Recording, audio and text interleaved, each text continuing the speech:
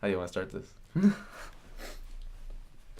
Hi, welcome back to the Black Table. Hello. I'm rocking my Gretzko shirt and wearing my flannel over my shoulders. Like a blankie? Because I'm a wee piece of shit. And I'm one charming man. I smoke pot. So today we're talking about comedies on the Black Table.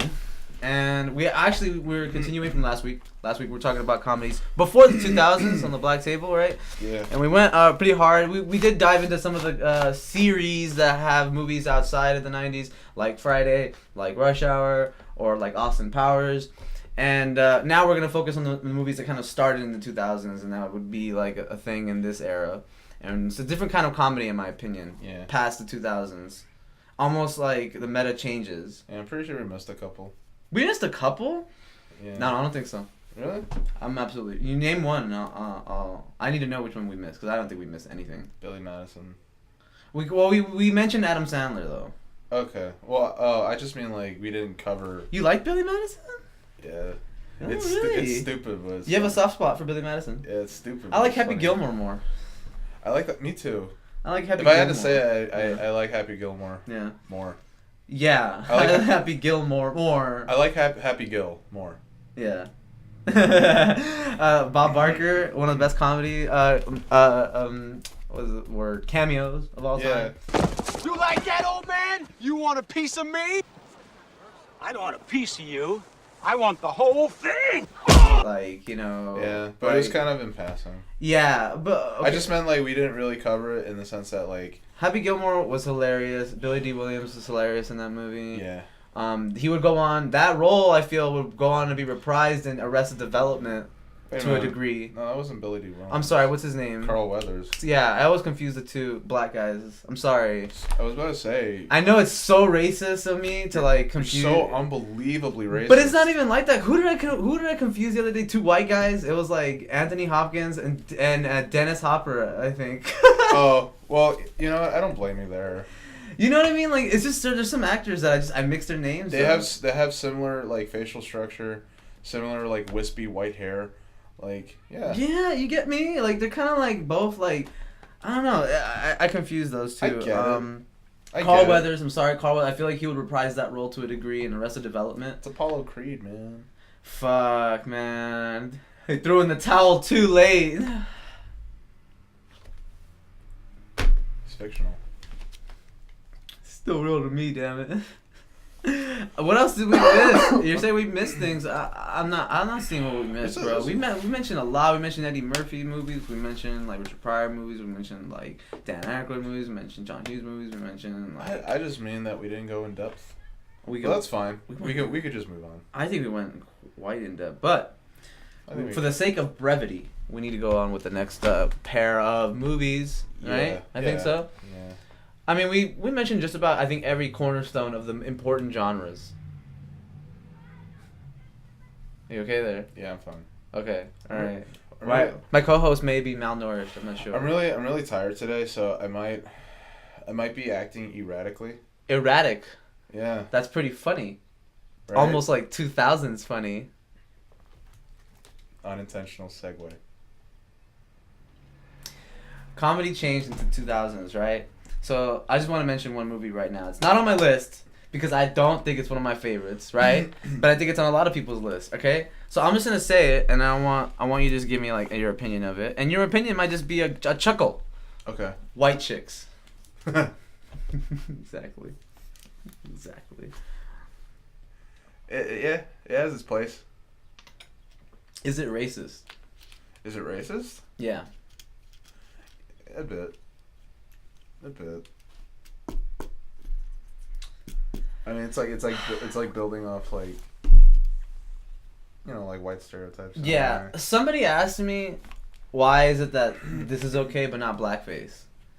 And I thought that the context in the movie was different because of the fact that they're going undercover. Right. Yeah. But the idea of like, oh, all white chicks are like this. Yeah. I kind of get that it's a little racist, but I kind of think that, you know, they deserve a pass for this one. I guess. Cause like, man. Cause I mean, I'll say like, White Chicks is probably not one of my favorites. Definitely not. It's No. Even though Terry Crews is phenomenal in that movie. I think it gets talked about a lot because it's like so absurd. Yeah, I think that's the absurdity. The plain absurdity. That's why people talk about it. But like as a comedy, like it's not that funny. It has like some gross out humor. It has some cringy moments. Yeah. It's just like you know, and I'm sure it's beloved, you know. Oh yeah, by a lot of people. Yeah, so I don't want to like. I'll shit on it. I hate White Chicks. My fucking family loved that movie. I had to watch it like 10 times as a child. I'll shit on it too. Fuck that movie. Fuck that movie, dude. I think White Chicks is fucking terrible. People can like it, but they're wrong. But I'm about to say something. I wanted to mention these movies to get them out of the way because I believe they were like the cornerstones of the 2000s comedy, right? So another movie that I think is really popular that I actually strongly dislike, and a lot of people love, is Shrek. Oh. I fucking hate Shrek. I like the voice acting a lot. Don't get me wrong. The voice acting in that movie is fucking awesome. I just love Mike Myers just going, Donkey! Like, I just like that a lot. Donkey! And Eddie Murphy's like, we're going to play Parcheesi. I think that's funny, but like the rest of it, I thought it was fucking stupid. Like it's kind of weird. Stupid. It's just an absurd movie. That's what I'm saying. Yeah. It's an absurd movie. So do you think absurd was like kind of like the feel that people were going for in comedies 2000s? Absurdity. Yeah, just like, what's the stupidest shit we can produce? Yeah, and then put it on a film. To make people just go like, oh god, it's gotten worse. Yeah. Hey, you know it's what? Worse. Idiocracy kind of like predicted that. Man, a lot of people say that Idiocracy is like correctly predicting shit. And ladies and gentlemen, the President of America! President Camacho!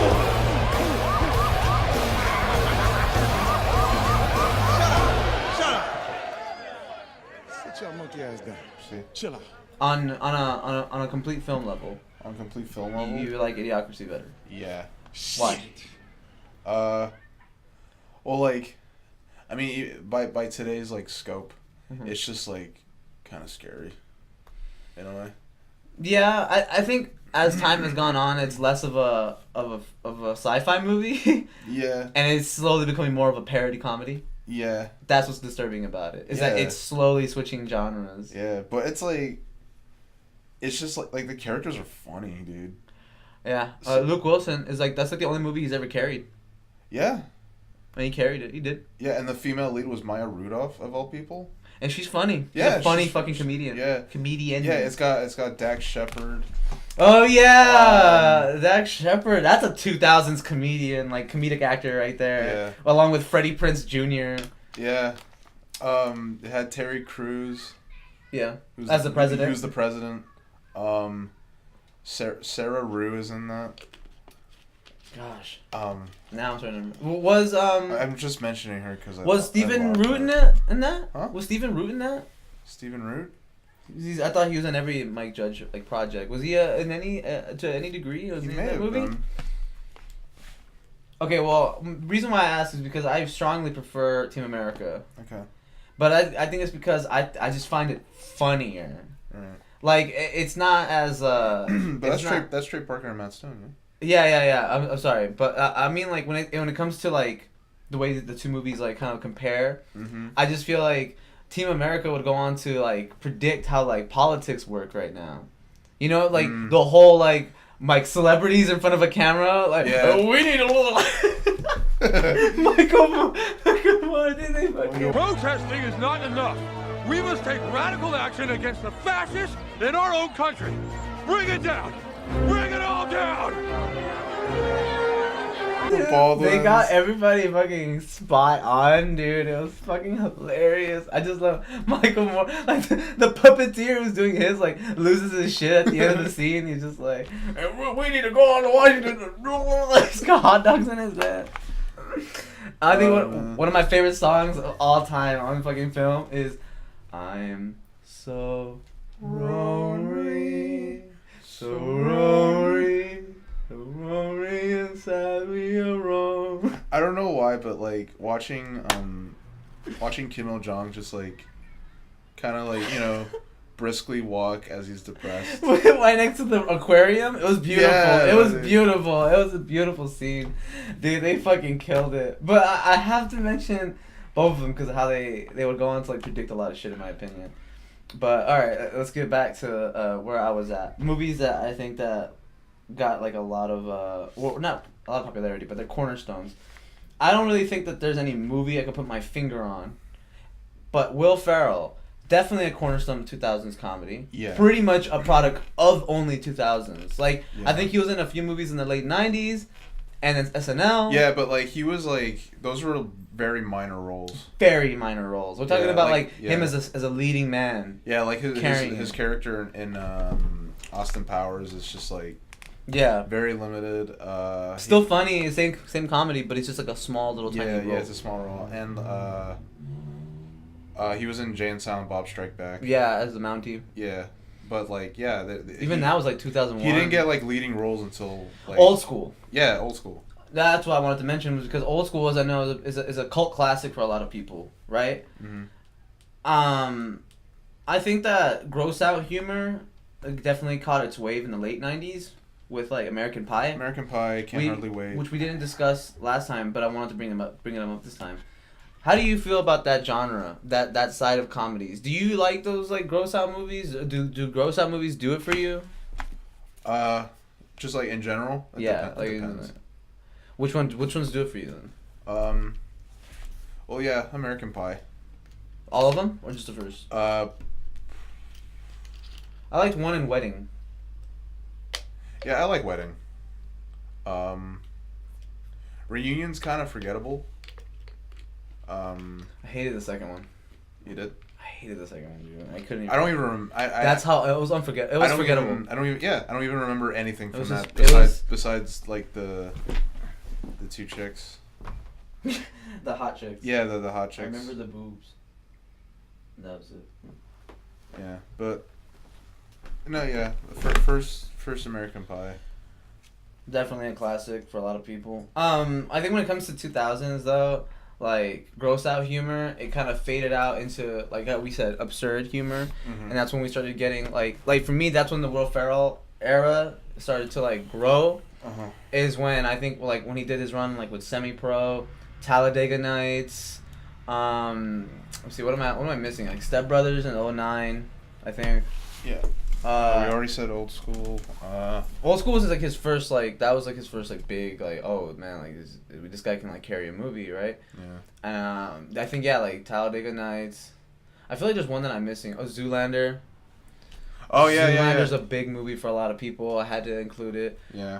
I think it's kind of funny. I thought the first one was definitely pretty funny. I didn't watch the second one. The second one is like a kind of a rehash in my opinion. Oh. Yeah. Where it's one of those things where they really try to like coast off all the references and popularity. Yeah. From the first one. Yeah. And try to redo it. Yeah, that's how it kind of felt. It wasn't a bad movie. To make audiences go like, yeah. Yeah. It kind of rode off of that a little bit too much in my opinion. A lot of comedies do that. I think it's a thing. Anchorman 2 did that. And we'll talk about that. But I do enjoy both Anchorman films though. Yeah, me too. Yeah. I do enjoy both of them. We'll get to Anchorman. Sometimes it works. We could get that. Sometimes that works. Now. Anchorman is his other movie where he carried the whole movie. Let me tell you, man. What's your opinion of Will Ferrell? Is he on your God tier? God tier. Is he God tier? It's a strong yes from me, but I'm a Will Ferrell fan, so I can't. I can't. Yeah, I mean.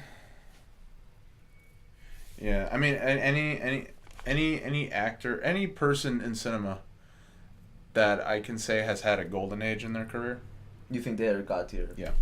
So Will Ferrell, he had his golden age. 2000s, that's his golden age. Yeah, agreed.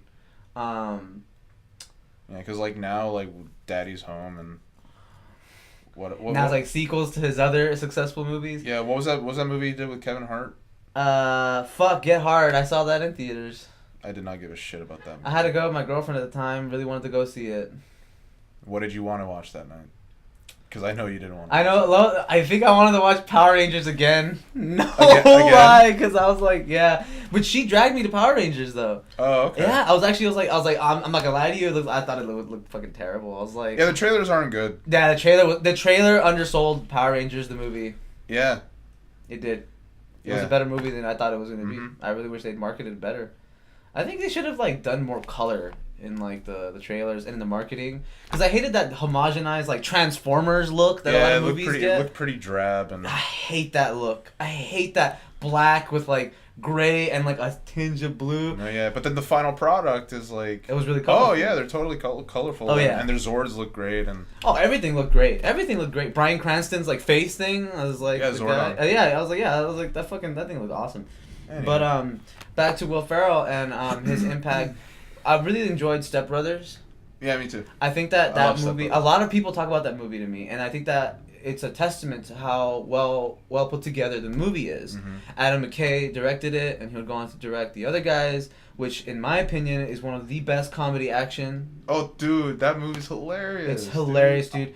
Oh, one of my friends. I was talking to him before this podcast, and I told him about my friend Kiko. Kiko, if you're watching this, shout out to you. And I said his favorite 3 actors were Jake Gyllenhaal. Now I forgot the third one, but the other one that I was telling you about, the other third one was it was Leo. Leo, Gyllenhaal, and the third one was for him. It was Mark Wahlberg. Oh, really? I thought that was a great third. Because he's like that tough guy actor. You know what I mean? He's like that actor. He's a Bostonian, so. Dude, I guess think it's in his blood. So. Is Mark Wahlberg a comedic actor, or is he just like a flexible actor? I don't know what he is. He's an enigma. I don't know what he is. I think Mark Wahlberg's God tier. I don't. You're not a Mark Wahlberg fan, huh? He's all right. I'm not. I think he's stellar. I think he's fantastic. Like, I mean, come on. It Pain depends on and the Gain, role, like, man. It does depend on the role. I'll give you that. Like, what was that? Was it The Happening? Oh, Is that the movie where he's like? I mean, everybody was terrible in that. He's Come like, on. no, No, I'm not. no. Are you trying to kill me? No. We got 2 Transformers movies with him. He was also in Daddy's Home.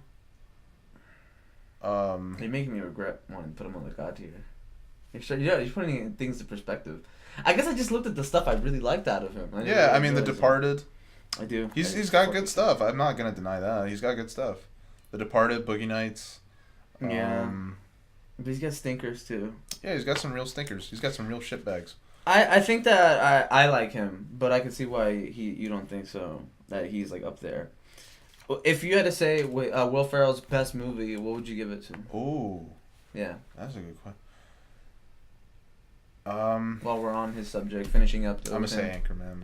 Yeah, it's classic. I go with the other guys. I can't imagine or anyone. Step I can't imagine anyone else being Ron Burgundy. Yeah, I can't. anyone else would have been despicable. Yeah. He's just the right amount of like, oh, this guy's so sleazy, but I want to see. He's got him the in like. He has the voice for him. Yeah, the role was made for him. He has the practically. he has the right line delivery. Yeah, agreed. Maybe don't wear a bra next time. No, I was talking to you. But I wanted to mention Step Brothers because John C. Reilly is one of my favorite comedic actors. Oh yeah, he's great too. He's fucking hilarious. One of my favorite comedies of all time. Speaking of Boogie Nights, he was in that too. But yeah, he wasn't. I liked his role in Boogie Nights too, as like his weird friend who's like kind of chill, but they have a rivalry. Yeah. He's like another porn actor. Yeah, I fucking fuck with that. That dynamic was like, I thought it was He's so like John C. Reilly. He perfect face for jealousy. Yeah. God, he's such a good actor with his face. He's got a great career, dude. Yeah. Like he was in Gangs of New York. And he was good in that movie. Yeah. Now he does the show Eric Andre. Oh, does he? I know. I know. He was on Tim and Eric. Oh, is it Tim and Eric? I've one of the Stoner shows. Tim and Eric. It's on Tim and Eric show. Yeah, I don't think it was Eric Andre. Yeah, I just remember it was Stoner. Because it's just Eric Andre and Hannibal Buress, but. Oh, yeah, okay. yeah. John C. Reilly does a lot of stuff with Tim and Eric, but. Well, the reason why I wanted to bring him up is because one of my favorite comedies of all time is Walk Hard. I love Walk Hard, and I like the extended version. The Dewey Cox story. I love it. It's so fucking funny, dude. Like, and it's so stupid, but I like how like it's not that far off from like how biopics are. Dude. Yeah, because it was like coasting off of the. Like Ray. Oh yeah, because like during in Walk the the line. like the mid 2000s, like a gotta lot get of back like out biopic there, dude. era. They're going biopics crazy. about Let me splash some water on my face. I'll be right back. about musicians came out. Dead musicians. Get out of here, Dewey. What are y'all doing in here? We're smoking reefer. And you don't want no part of this shit. You're smoking reefer? You learn how to play course guitar we are. Can't without you your smell it? sense of smell. No, Sam. I can't. The fuck does that have? Dewey, I've been halved. He fucking cuts his brother in half with a machete. But my favorite parts are like when he's in the 70s and he's like fucking like when he's in the 70s and he's tearing apart his apartment like and he's out of anger and he's just like chopping up the fucking he's sawing his sofa in half. Yeah, I fucked with that movie a lot. Wait, what does it say? Countdown to goodness. Yeah. Windows, stop bothering me. Microsoft, we're cool because you tagged me on Twitter. Yeah. But for the love of God, stop fucking updating. Stop everything. with the updates, man. Stop with the updates. Seriously. It goes for you too, Apple, you bastards. I had to factory reset my laptop because it just updated too much and it fucked everything up. Dude, I'm gonna have to do that with my iPhone soon because it won't let me play music. I have every time I go to songs, it'll back out and like restart the music app. It's a 120 gig fucking phone. Tell me I don't have enough fucking memory? They're telling you don't have no They're memory. telling me, Vinny, yo, you know what they're telling me? You know what they're telling me at the Genius? They're telling me. What are they telling you, Paulo? You know what they're telling me? They're telling me that Rush Hour is the best comedy of all time. And I stand by it. Week to week. Just wanted to bring it up one more time. Because I'm thinking, Rush Hour, as much as I say Scarface is the greatest movie of all time, I think Rush Hour might be the most accessible movie to any audience. Like children up to like seniors. I mean, any I country. watched it when I was a kid. And you understood it? I understood it. I Jun-Tao? got it. It's so fucking accessible. I don't know. But what? Fuck. There was one I had right now. I was gonna bring up. It's kind of a comedy. It's kind of a comedy, not a comedy. Shit. I'll think of it later. I probably have it on my list somewhere in the next page. Have we covered like dramedies? What would you consider a dramedy? Little Miss Sunshine. Okay. It's got funny bits, but it's got some emotional, dramatic bits. Okay, like Juno. Juno, perhaps. Yeah. Youth in Revolt. Oh yeah, that too. The Friday the 13th remake. I didn't see that. You don't have to. No, or the Nightmare on Elm Street one. You don't have to. You just need to know that Friday the 13th, the remake, has this one line that I will never forget. What was it? Because he's like having sex with a lady, and he, you know, Professor Frink. lady. You know, I don't hear much dirty talk in movies, but I don't think part of it is supposed to be your tits are stupendous. Oh, someone wrote that. Someone wrote that, dude. Put that in a movie. You gotta pay for it. Like, who says that in the middle of coitus? I was just thinking of... I'm actually asking you. Who says that in the middle of coitus?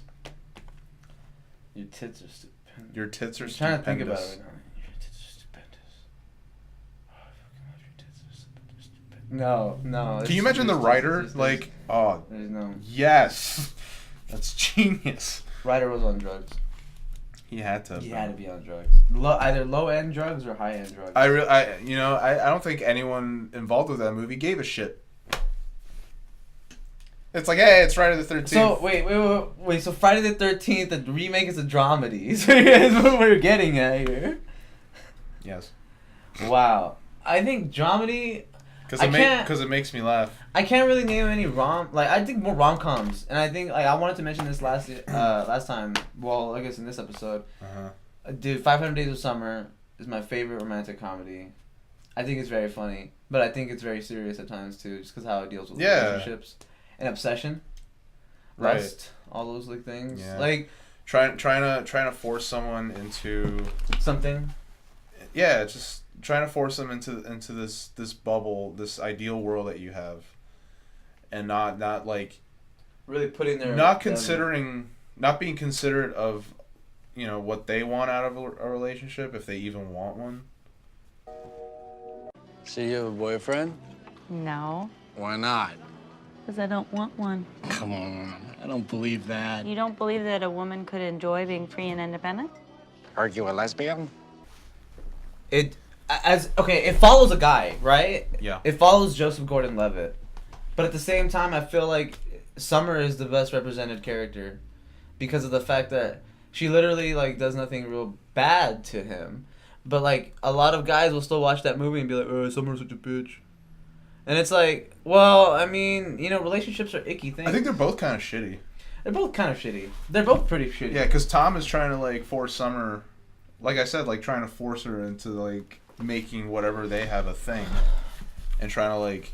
But my question, as they say in the movie, break down her walls. Do you think that Summer is like doing a bad thing by putting her walls down? Well, in regards to anyone who likes to put walls up, it's a good thing to like kind of bring them down and kind of let people in your life. Yeah, yeah. But I think for the thing with her is that, when when she finds out that like Tom likes her, rather than just let it go. Rather than be like an adult and just say like, it's like, listen, like, I'm not ready for this. Like I don't really want anything out of this.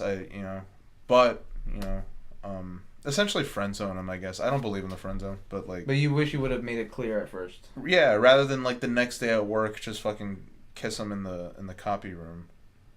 And then just kind of fuck with his head. If that was her intention, but like.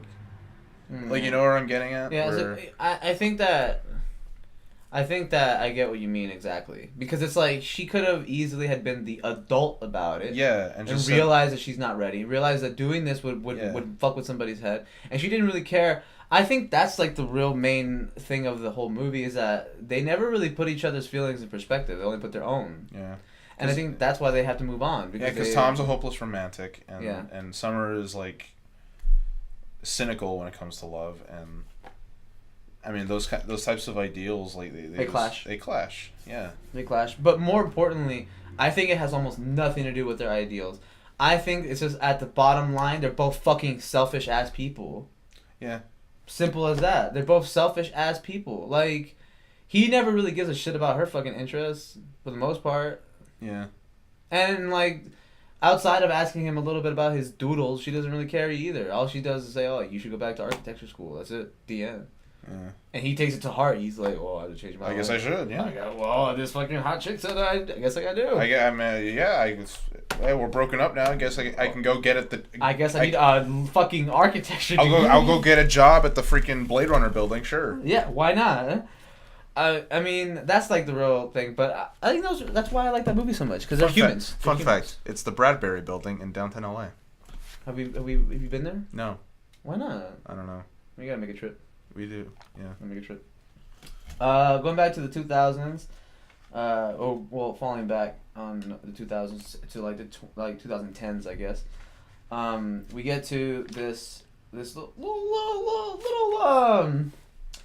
little known British guy. I don't know, it's just some director. Oh, I know who you're talking about. Is it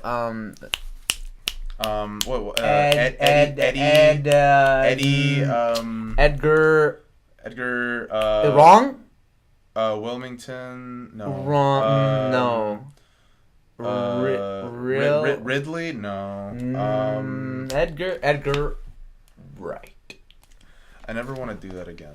Never. But let me tell you right now. I never want to do that shtick again. Let me tell you right now. Edgar Wright might be one of my favorite fucking directors of all time. Me too. I love him. But I don't like Baby Driver. I'm sorry. Oh. I'm sorry. Well, I do like it. I'm lying. I do like it. But you don't love it. I don't love it. Okay. I don't know. I felt like it was like him trying to be Guy Ritchie for like fucking an hour and a half. It's not a typical Edgar Wright film. It felt very forced almost. Like he was trying to get out of his comfort zone.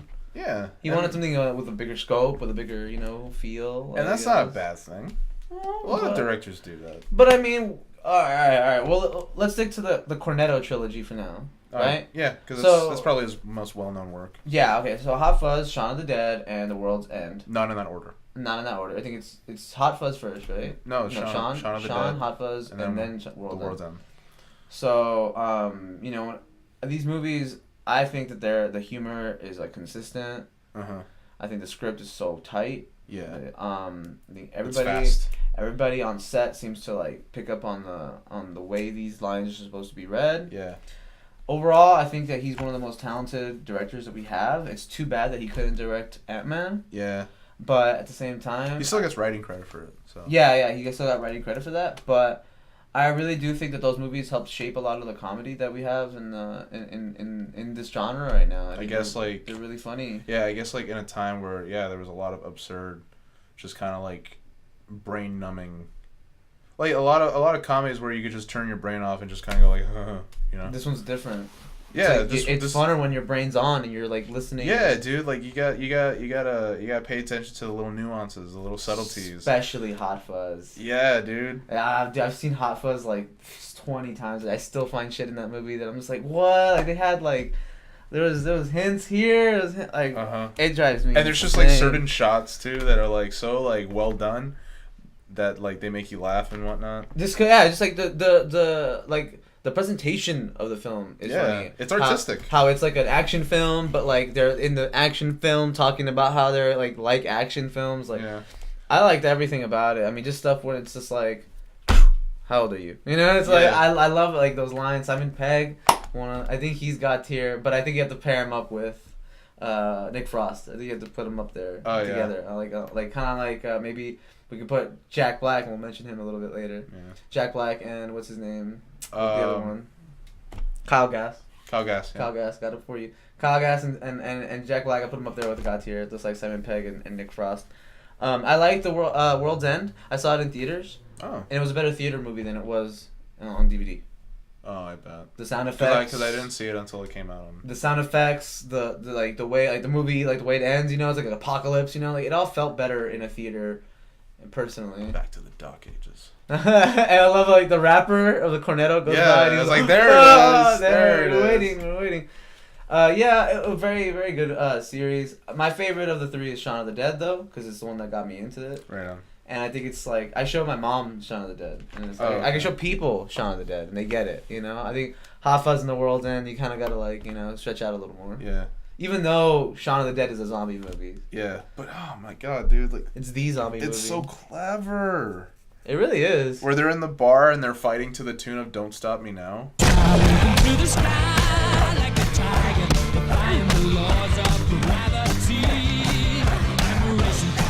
I was trying to tell you that we could have just give him the slip and go around. Like, the lines, everything's so tightly wound in all of Edgar Wright's movies. I think we'd be making a mistake if we didn't mention Scott Pilgrim. Yeah. Do you think that's like a rom-com action movie, kinda? Yeah, but it's also a comic book movie. It's also an adaptation. So, I have really strong feelings for Scott Pilgrim. I really like that movie. I hold it really near and dear to me, and I think that it's actually the first of many movies that's gonna come in this new wave, like Ready Player One, that has like this video game aesthetic. Yeah. I feel like even Valerian, like just like or Ender's Game, I feel like this is all borrowing from like this video game type shit that we grew up on. Yeah. So I thought that was a very important movie. It was one of my favorite roles from Chris Evans. I thought he was fucking funny as like Lucas Lee. X number 2. Yeah. He's always like this. I just gotta the League of Evil X's. Yeah. Yeah, he's like cracking his Nobody neck. messes with the League. Nobody messes with the League. Fucking hilarious. He's like cracking his neck to the tune of the 20th Century Fox thing. Oh, perfect. That's so Edgar Wright. Everybody was so perfectly casted in that movie. Yeah, dude. Jason Schwartzman was good as Gideon. I don't know who the guy is that played Matthew Patel, but no, but he was fucking dope. Yeah. I even forget the guy who was the vegan, but he was really good too. Brandon Routh. I do know the actress that was like his ex that broke his heart. Yeah, Brie Larson. Brie Larson was like, that's like the one role I didn't fucking hate her in. Aren't you glad that I'm here? I am. Just bang, bang, bang, bang. I know all these names. Go back and forth. Mae Whitman was Roxy, Yeah, the fourth. yeah, the chick, and she was really, that was like one of her roles, like her early roles. She was getting into the Hollywood scene. Yeah, that was before she got in like Parenthood and the Perks of Being a Wallflower. Oh gosh. And the Duff. Is that a dramedy? What? Or Perks of Being a Wallflower? Does that count? No. It's got funny parts, but like I think it's mostly a drama. it's mostly a drama. Yeah. Is there anything else from Edgar Wright that I'm missing? Is Is there another chunk from his filmography that I'm missing? I feel like there's one. I can tell you that before he did any of those films, he did a show called Spaced. Yeah. With It had Simon Pegg and Nick Frost. Yeah, them. Like it was them. Brief appearances by Pete Serafinowicz, who was the roommate that got zombified in Sean. Ed, leave him alone. I love that. Yeah, that guy's great. We're actually wrapping up a lot of the fucking movies, dude. I Are feel we? like, yeah, we were wrapping up a lot. Kevin Smith was another one I wanted to bring up. We talked about him a fair amount last time. I guess now we could His just kind of... 2000 stuff. Clerks 2 was pretty funny. I actually know more Clerks 2 fans than Clerks 1 fans. I don't know why. Maybe because it's color. Maybe the color. I think it's color. Because, yeah, I mean, I guess for, like, the casual viewer, Clerks 1 is kind of, like, off-putting. 37. My girlfriend sucked 37 dicks. In a row? But that's the charm for us. But it feels more like an independent film. But, like, Clerks 2 is, like, more commercialized. Not in a bad way. I think that movie's great. Yeah. Clerks 2 is great. Clerks 2 it feels like a Hollywood-produced Clerks 1. Yeah. Rosario Dawson, that's one of my favorite roles in that. She was gorgeous. She's gorgeous. She's so talented. I give her so much love for what she does in Netflix. She's fucking carrying that whole fucking franchise, like the whole MCU in non-Netflix. She's carrying it. She's the fucking Tony Stark of that era, dude. In my opinion. I'm getting tired of her. Really? Yeah. I'm getting tired of the writing they give her in that. It's like, it's always the same, like, I'm just gonna patch you up right after this. It's like every time. I'm like, give her something else. That's probably why. I just feel like it's starting to wear off. I need the something. charm. I need something more from her. Yeah, because I thought she was great in the first season of Daredevil. We mentioned Jack Black. Yeah. Okay, so School of Rock. Yeah, I blew your mind with this the other day. God, dude, John Hughes, right? Was that what it was? No. Oh, what was the connection? We were talking about Dazed and Confused. Yes. Yeah, and it's the same director as Boyhood. Yeah, and I told and it was what's his name? Richard Linklater. And I forget how we got to the point of School of Rock. And it blows my mind. I just mentioned, like, that's a Linklater film too, and you're just like, what? No wonder. Like, it makes perfect fucking sense. The battle of the bands, it's adults with kids. It's just so charming and just funny and cute and I love School of Rock, man. I think everybody does. I think that's the best. I think that's definitely God tier family movie. Yeah, I used to actually. It's funny that you mentioned that because I used to know a girl. Well, I still kind of know her. She doesn't like Jack Black. I know some Jack Black haters. So like she just doesn't watch that movie. I think that Jack Black, as much as I think he's good, bro, like he is so fucking annoying at times. He's a bombastic fella. He's loud. And I think that it's kind of hard for a lot of people to like take his humor down. But I like that about him. I know, that's what I'm saying. Like I'm saying that there's like I'm a Will Ferrell fan, right? Yeah. Well, like, I'm a Mark Wahlberg fan, and you're not a Mark Wahlberg fan. Right? So like we can go back and forth on why I like him and why you dislike him. That's how I feel about Jack Black. I feel like he's a polarizing comedic figure. Because like, man, dude, like I saw him in fucking what was that? I saw him in Jumanji recently. He was fucking annoying. Oh, I didn't see it. I saw him in fucking because he had Gulliver's Travels. Oh, I didn't see He's that. annoying in those movies. Year One, he's annoying in that movie. I didn't. Well, I didn't watch Jumanji, but I mean, I think maybe because he was so annoying because he had to act like a teenage girl the whole time, like a vain teenage girl. I don't think I would have liked it if somebody else took the role. Was he more annoying than Kevin Hart in that movie? But he was fucking hilarious. No, Kevin Hart was actually pretty good in that movie. Oh, because he's always yelling. Tropic Thunder. Definitely one of the best comedy movies of the 2000s. Yeah, dude. So hilarious. Was that 09? Downey Jr. Yeah. I think almost all of them. McConaughey was in McConaughey, Robert Downey Jr., fucking Ben Stiller, who directed it. That's right. Yeah. Who directed that movie, and he did a fantastic job. Even like lesser roles, like Les Grossman's side guy, Bill Hader. Hader, there you go. Thank you. I was like, and everybody in that was just fucking fantastic, dude. Yeah, What's his name? Who's an Edgar Wright actor? I think I was about to say Steve Coogan. Yes, Stephen Coogan. Yeah, I was like, oh man, like I was just about to say his name. name. He was fucking funny in that, dude. Like, I am God. He just blows up. Like, oh no. Hilarious, dude. Danny McBride. It was so many fucking actors in that movie, dude. It was like Jay Baruchel. Yeah. Oh yeah. I forgot he's like part of the crew. Yeah. Oh, what's his name? Who plays the gay rapper? Oh my god, yeah. He's Al Pacino. But I remember his actor name. Let's see. I don't remember. Yo, asshole! This motherfucker's dead. Ain't no Chris Angel mind freak, David Blaine trapdoor horse shit jumping off here. Hey, you want to get on the train here, or you want to ruin another take, huh? There ain't no goddamn takes. Ain't no goddamn motion picture. You sure? Oh yeah, Yeah? for certain, man. Why are you still in character? I know, but I don't have to tell you. There's one more. There's one like section of the movies I want to mention as we get into the end of this. The Seth Rogen era, your Judd Apatow, Yeah, right? perhaps that whole era. 40-Year-Old Virgin, Knocked Up, A Pineapple Express. Mm-hmm. This Is the End. Yeah. Sausage Party to a Degree. This Is 40. This is 40. Trainwreck. Trainwreck. Which just came out recently.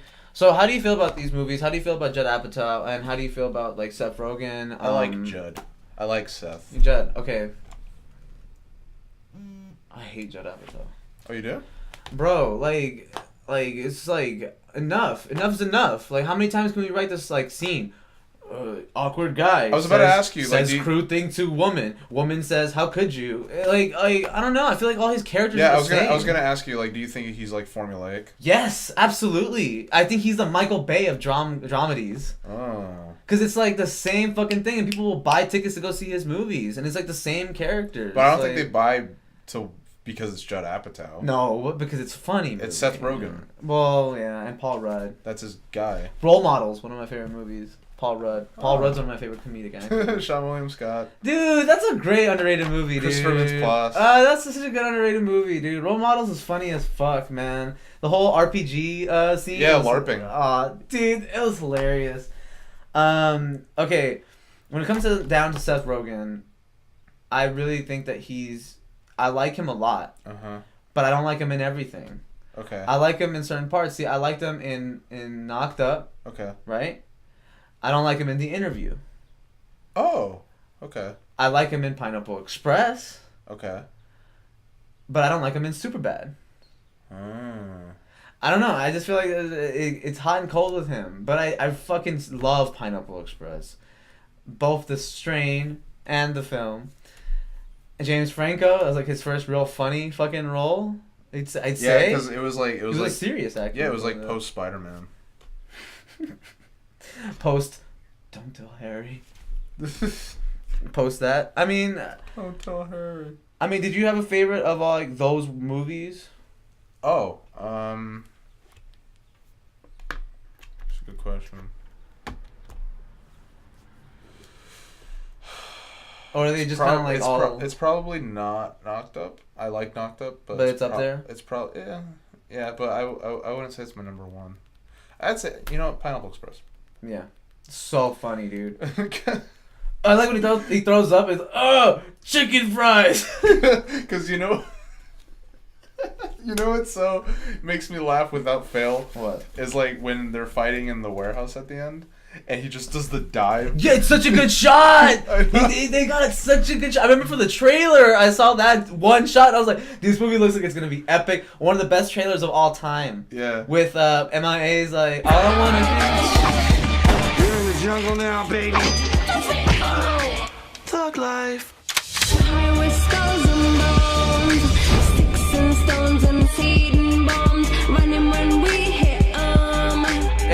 like using like and it's very quotable, and Bobby Lee and Ken Jeong are like Chinese assassins in that movie, I think. Yeah, Bobby Lee. He's so funny. He's sucking my dick 2 times. I love Bobby Lee. Dude, that whole movie is fucking Craig Robinson. Dude. He's one of my favorite. Oh, dude, he's so This funny. is gonna be cold tonight, asshole. This is gonna be cold tonight, asshole. No, I had you over for dinner. Fish tacos. It's like, where's your gun? I don't need a gun. I kill motherfuckers with my bare hands. Man, just get your gun. You're making me nervous. The hitman. You ain't got no. They're in my list. The top 10 hitmen. You ain't got no style, motherfucker. You ain't got no style. Yeah. No, I should smell it all over my sweater. He's like wearing like a really wool sweater the whole movie. Oh, dude, when he walks in and he puts his hands in the bowl of food. It's still warm. He had to put his whole hand. You could just put a finger, but he just went for it. What else? Sal hits him with the coffee. My favorite was the ashtray. And he like tosses it like a shuriken. and all you hear is like, yeah, it's such a satisfying. Like Sal tries to kick him, and he like holds on his foot. He just lifts him. Yeah. You just see him like flip over. when they barrel through the door and his head clinks on the fucking sink, dude, and it completely breaks. Yeah, it breaks off. It's like, oh my god, and like, they killed it. Yeah, the Pineapple Express is the best movie. I used this gun when I was a prostitute. It's a really tiny one. You just got killed by Dave Wulanos, motherfucker. Public enemy number one. How you like me now, huh? Oh, the soundtrack was really good too. Yeah. One of my favorite scenes is when they're selling weed to the kids. The kids. Say goodbye to you, coconut girl. And they're dancing in the back alley. Goodbye. She's a coconut girl in a high fashion world. Eyes redder than the devil's dick. Oh, that fucking policewoman. I mean, whoever the actress is, she killed it. Absolutely killed it.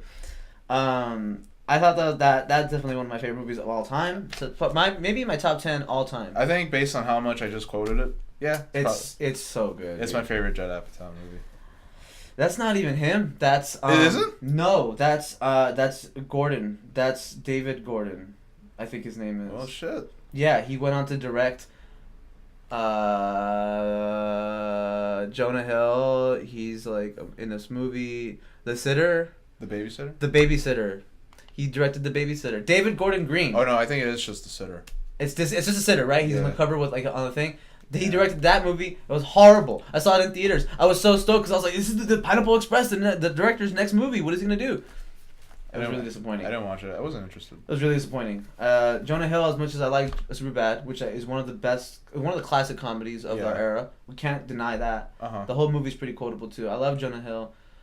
But I have my strides with him as well. For example, I really like him in Moneyball. Oh, yeah, he's great in Moneyball. He's fantastic in Moneyball.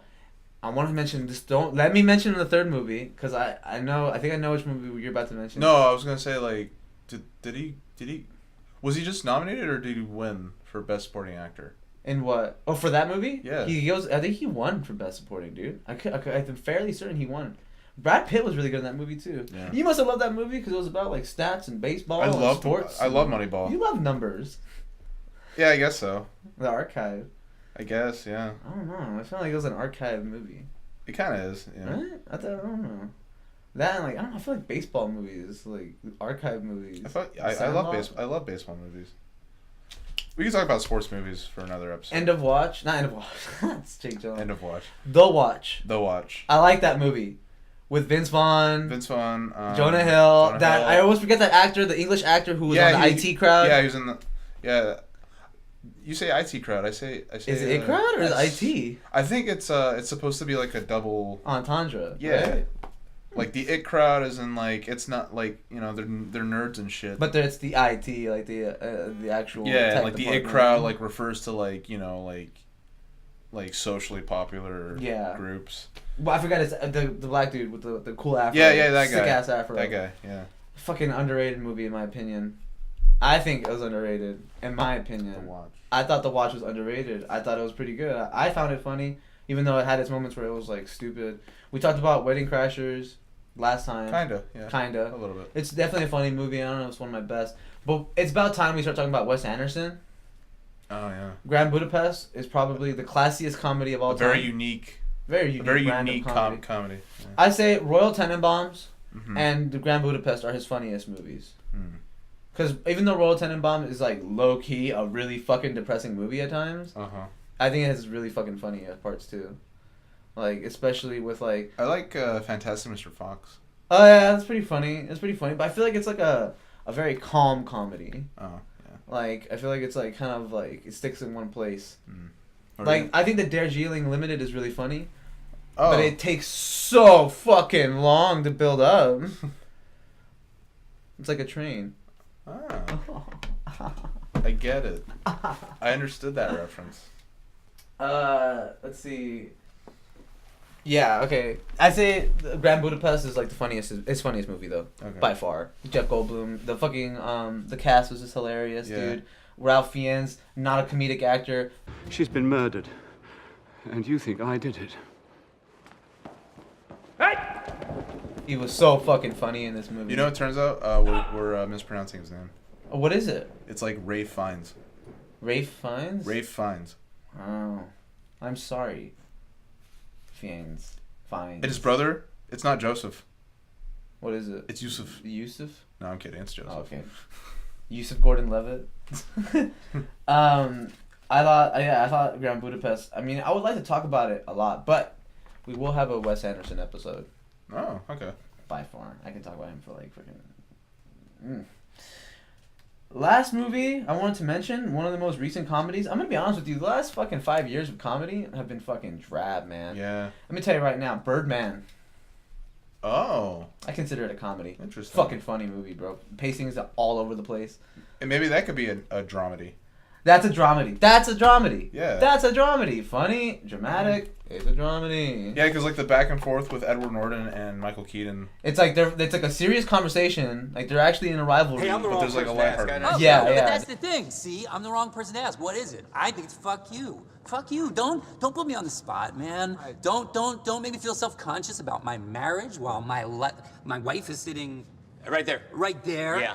There is. Even like the conversation with like Emma Stone where she's like, "You're smoking pot." It's like, "Don't you smoke pot?" Like it's like yeah, like even those things like you can't help but like chuckle. Yeah, Edward Norton is like. He killed it in that movie. Yeah, Zach Galifianakis is in that movie. That's his best role. I often The forget. Hangover. People love The Hangover. People love The Hangover. But- I like the first one. Hate everyone afterwards. I didn't give a shit after the first one. Oh, I mean, No, because I saw the second one and I'm like, see, that's an example of rehashing. Yeah, it was a rehash. Because the second one is just the first one, but it's in Thailand. Well, I think that they knew that it was gonna make money regardless. Yeah, it was Thailand. Yeah, and then I remember that the poster for part 3 was like it was like a parody of you know, like the side by side. Yeah. It's like they're facing each other. That was a parody of Deathly Hallows Part 2. I did not catch that reference. Well, I did because That bothered you. Because I'm as a Potter. I wouldn't say it bothered me. I'm just like. Is there a word for Potters? Huh? Like stars, Trekkies, and Trekkers. Potheads. That's not true, but I feel like it should be. Just get out. Just get out. It's not. It's not true. It's not what they're called. I think no, but I think I give you props for that one. I think straight up because I came up Muggles, with that. right? Muggles, right? No, it's an actual term in the universe. Oh, okay. Ooh. But I think no, I think straight for real. I think they're called just Potterheads. Yeah, it's like metalhead. That's awful. Yeah, it's not. There's not a creative name for the fandom. There's be magicians. Well, Well, wizards. Sorry, wizards. Yeah. would be the proper term. I guess. I don't know. I really like Sorcerer's Stone. I haven't seen the rest of them really. I really like Sorcerer's Stone though. I don't think it's aged well. Really? I think I actually did watch it on cable like a couple years ago, and I remember thinking, oh, I think I liked this more as a kid. Yeah. Me too. I need to watch it. One of these days, I'm gonna watch like all of them, like in one sitting when it's like a rainy day. Okay, so there's one movie I wanted to mention as we get to just about. I think now we're like at 45 minutes. Oh, it's pretty solid. Still got some time. We still got some time, but I'm honestly starting to run out of movies to mention. So but if anything, we could just backtrack on what we haven't covered from. Oh yeah. In general. But what I will say this. My favorite comedy of the last. Was it 20 years? Yeah.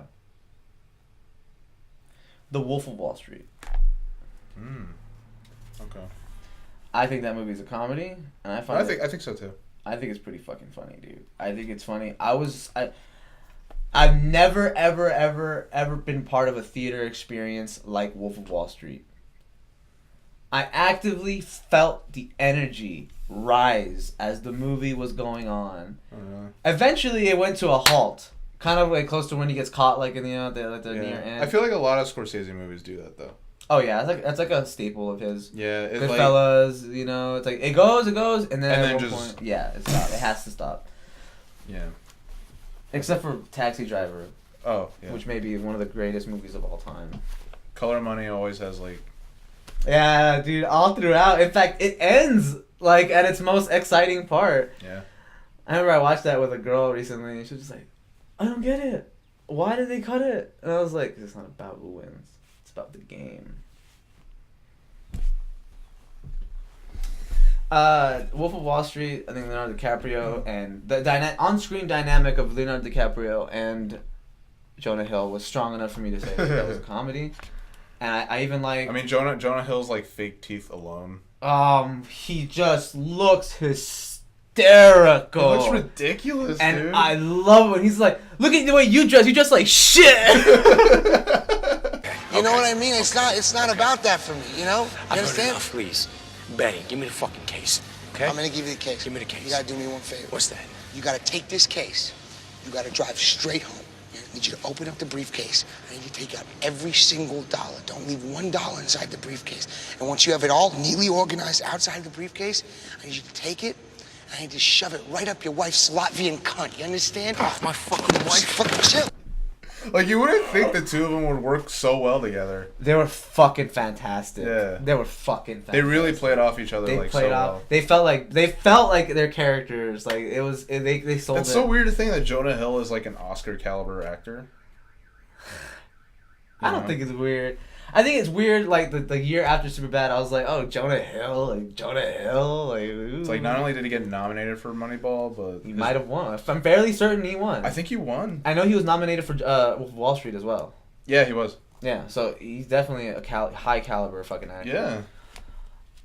Dude, everybody was so fucking funny in that movie. Dude, Matthew McConaughey. Damn, talking about a guy who's gone through all these fucking eras, dude. Dazed and Confused, all the way up to Wolf of Wall Street. Still dude, funny. He works with everybody. Oh, yeah. He's such a versatile actor. God tier. Yeah. You know, Matthew yeah. McConaughey's God. We can't deny that. His voice is God tier. Yeah. We can't deny that. It's so soft. Like so concise. Like so powerful. Like them young. He's done TV. He's done TV. True Detective season 1. He dies, doesn't he? No. No? I thought he dies. I haven't watched the show. Vince Vaughn is on it too now, isn't he? Well, he was on season 2. Did he die? It's like it's implied. Oh. Don't watch season 2.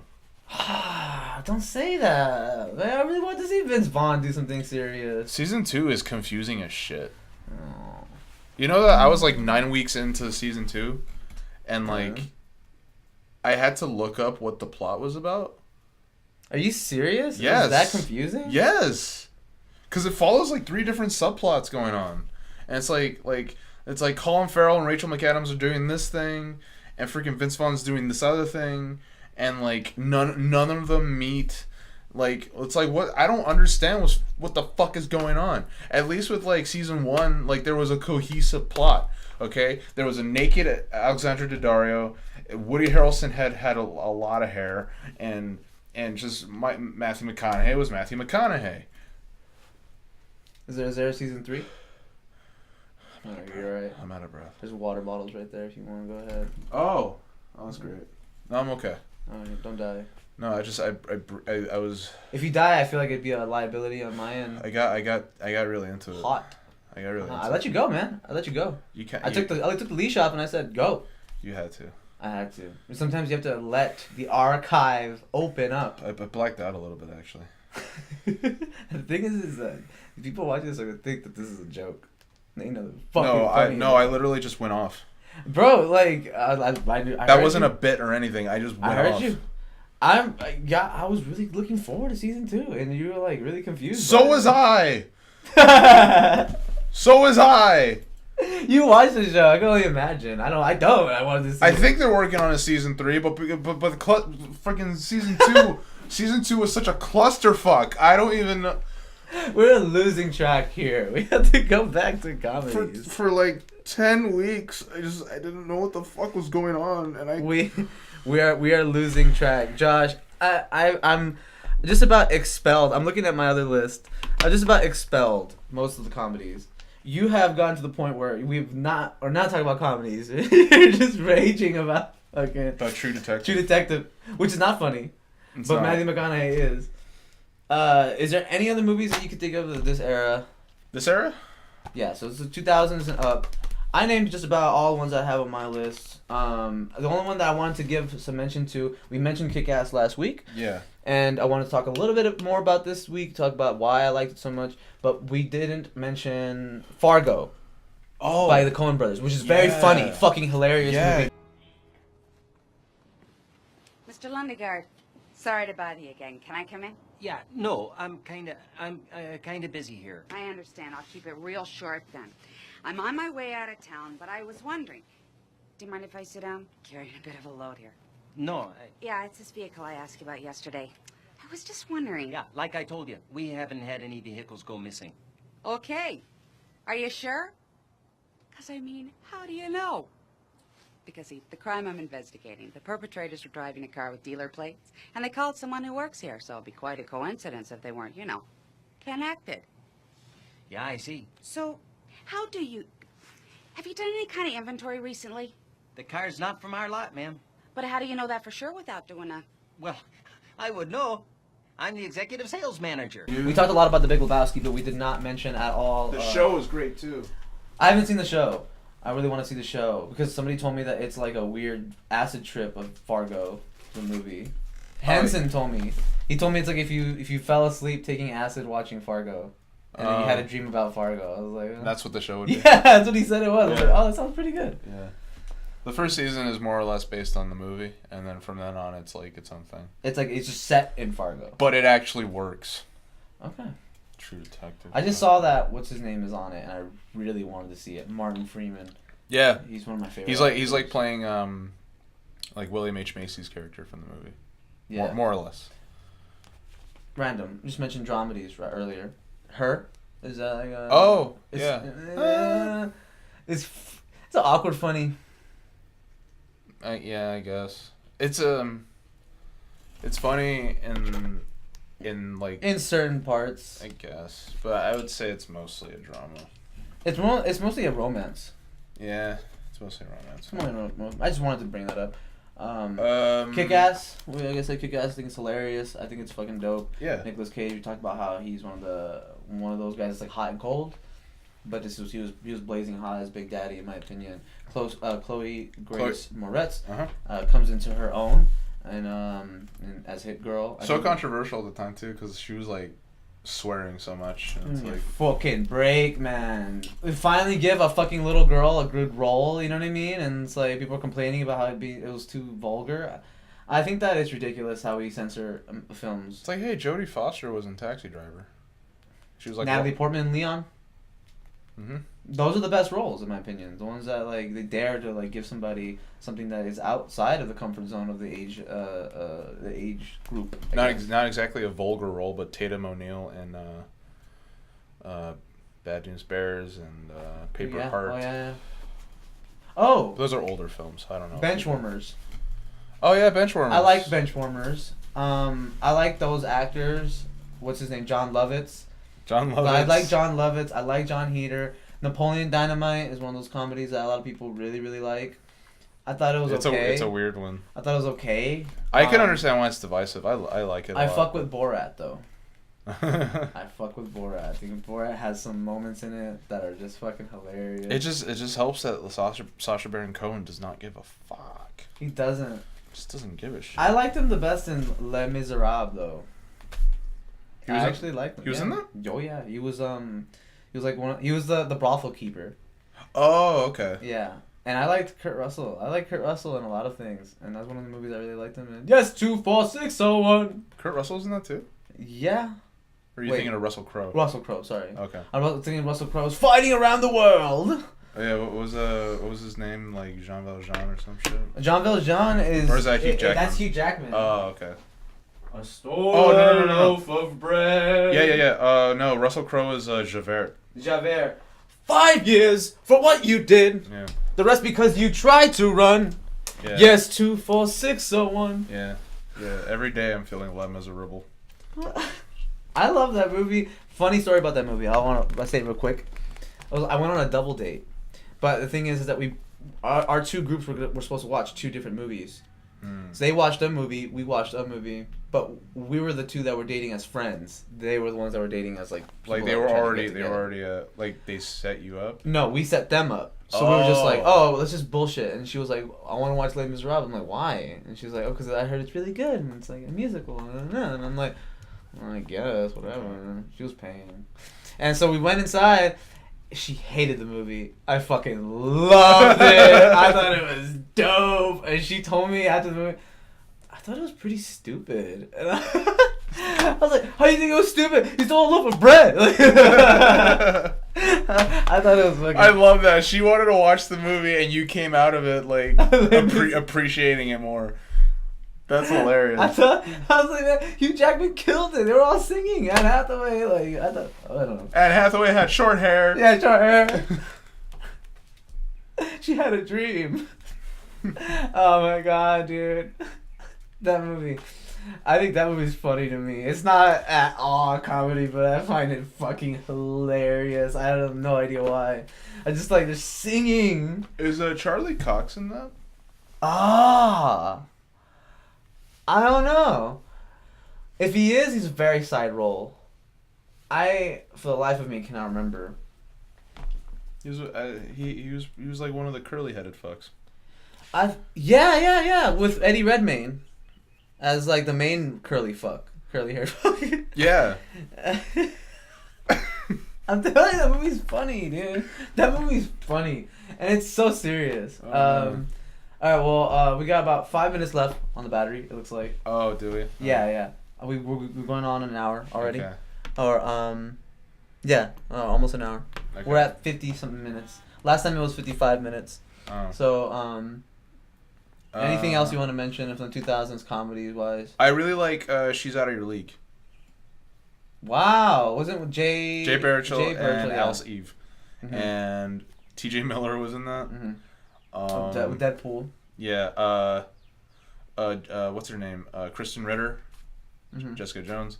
Yeah, man. There's some. Wow, you really enjoyed that movie. I like it a lot. I hate that movie. Oh. That's funny. I like finding these movies that we disagree on. That's interesting. I like finding these movies that we disagree on. Cause like Ghost Rider, I fuck with Ghost Rider. No, dude, I don't mind the first one. It's Spirit of Vengeance that I have a problem with.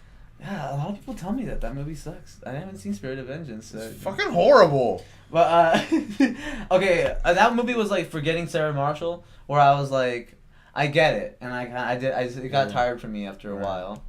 But I could see why. Get Him to the Greek. Ted. Interesting. Oh, Get Him to the Greek. Ted. I like Ted Seth MacFarlane. I wasn't a big fan of Once Upon a Time in Million Ways to Die in the West. I wasn't a big fan of it, but I thought he's still funny to me. Like he's still one of the funnier ones to me. There we go. Thanks a lot. Come again.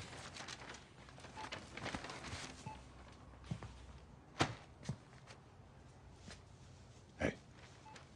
Hello. I'd like to ask a few questions about this breakfast cereal. Yeah. Box of tricks. That's right. I've been led to understand that tricks are exclusively for children. Is that correct? Well, I mean, they say tricks are for kids in the commercials. And is that enforced by law? Not to my knowledge, no. So if I purchase these tricks, there'll be no trouble. No, you should be fine. You do understand that I myself am not a child. I was able to sniff that out, yeah. I want to see thighs. He hung up. Okay, get into the Greek. Very funny movie, very underrated movie. Yeah. I like P. Diddy in that movie a lot. He's so funny in that. Funny, he's fucking funny, dude. He played the straight face like funny lines. He played them off so well. I'm not a big Russell Brand guy, but I tolerated him. I tolerated him in this. Jonah Hill carried that movie though. Obviously. Yeah, he did. Yeah. Deadpool was one I wanted to mention. Yeah, Deadpool's pretty funny, but if you read the comics, it's nothing new. Yeah, I mean, it's what. I mean, it just, if anything, it just introduced Deadpool to people who are not familiar with him. It was the right way. People like us, we know what he's about. We already know Deadpool. Yeah. This is what we expected. Yeah. But it worked. It worked. A little fun fact I just want to say right now before this podcast ends. Yeah. I feel like Deadpool owes all his modern popularity due to his inclusion in Ultimate Marvel vs. Capcom 3. Oh, yeah. I truly think so. Because before that, I was like, who the fuck is Deadpool? Oh, you don't get it? He's like this funny guy from the comics. I was like, oh, fuck. And from then on, I saw Deadpool shirts. Yeah. And from then on, Deadpool was in Wolverine Origins. Yeah. And people would talk about how shitty that was. I think he was in that before the game. Before. But people were like, from then on, it was a bigger deal that he was in a shitty... Deadpool was done shitty. Yeah, because I think people were like complaining about it. Exactly. And then other people were like, wait, what? Well, I guess Origins started his thing, but then I feel like the Marvel vs. Capcom game really got him. I think he also appeared in Ultimate Alliance too. Is there any comedies that Ryan Reynolds is in that we're missing out on? I like the Nice Guys. He was in Just Friends. Wait, Ryan Reynolds? Yeah, I know that's Ryan Gosling, but still, I just wanted to mention. Yeah, he was in Just Friends with Amy Smart and Anna Faris. I see that. Anna Faris, I guess we gotta give her some love for it. Green Lantern was pretty hilarious. For all the wrong reasons. For all the wrong reasons. All the wrong reasons. Seth Rogen in the movie with Michael Pena. Michael Pena. Observe and Report. Observe and Report. Yeah, thank you. It had its moments where I thought Harold it and was really Kumar. funny. Harold and Kumar Go to White Castle. That's the classic. Yeah. Fuck. I was just on another actor. What was the actor before this? What we're talking about? Ryan Reynolds. He was in something else. I was thinking of. No, that was Observe and Report. And Michael Pena was in something. He was in 30 Minutes or Less. Thank you. That is actually the movie that I was thinking of. Okay, right on. Yeah, Aziz Ansari. I thought that was a really good movie. Aziz Ansari. And Jesse Eisenberg. I thought they were a pretty good duo. Yeah. I thought they're a pretty good duo. We mentioned Zombieland last time. I didn't think Adventureland was funny enough for me to say it's a comedy. It's more of a rom-com. Yeah, it's like more whatever. It's like romantic whatever. drama. Yeah. Romantic dramedy, I guess. Yeah, more of the. Josh, I think that'll just about wrap things up for the comedies of the past 2000s. Yeah. Got a little cameo from Darian in this episode. Yeah, we did. So what do you? Is there anything else you want to bring up, or I think we just about? Yeah, just going back to the 90s, I want to say that I love basketball. Oh yeah, we want to talk a little bit about Matt Stone and Trey Parker. Why'd you like basketball so much? It's so fucking stupid, and I love it. Isn't Howard Stern in that movie? I think so. Gosh, what an era. Yeah, like the intro scene alone to that movie is great. The Lakers moved from Minneapolis to Los Angeles, where they have no lakes, and the Jazz moved from New Orleans to Utah, where there is no jazz. The Minneapolis Lakers moved to Los Angeles, where there are no lakes. The Oilers moved to Tennessee, where there is no oil. The Jazz moved to Salt Lake City, where they don't allow music. The Oakland Raiders moved to L.A. and then back to Oakland. No one in Los Angeles seemed to notice. It's true. People were saying that. They say that he's hiding in a very desolate, dangerous place. Therefore, that means he's currently in Disney World. Damn, you really like basketball. I saw that as a Blockbuster rental. Heard your mom was going out with Squeak. Yeah, you're a little bitch, dude. How many of the quotes are you gonna give me? Do you know a lot of that much? Here's one more. Okay. Like where he, for his psych out, he tried like the big scary player from one of the opposing teams. Mm-hmm. He's like he says something about like sleeping with his mom, and then the guy's like, my mom's dead. dumbass. And he's like, oh, that's probably why she wasn't moving. Yeah. That reminds me. Their team was the Milwaukee Bears. We have to mention it right now. End this podcast with it. Yeah. You told me to watch a movie. You loaned it to me. Slapshot. Slapshot. That's we gotta put it up there, dude. That movie's fucking funny. It's hilarious. It's fucking funny. Yeah, it just does it. There's a lot of movies that I think we didn't mention that are not that good. I think honestly, I think we mentioned all the best comedies, dude. Yeah, because a lot of the classic ones are fucking shitty. shite. Yeah, they're shitty. So shite. I'd say we gave it a pretty good run. Next week on the Black Table, we will be talking about one of your favorite genres, martial arts. Tune in for some Bruce Lee, some Jackie Chan, some Michael J. White, some Jet Li, of course, and maybe some Chuck Norris sprinkled in there. We'll Perhaps, see what's going on. yeah. Some Kareem Abdul-Jabbar. Oh, it's gonna get spicy. This is the Black Table. This is Black Table. Good night. We did not plan that. We did it. And I'm gonna add that.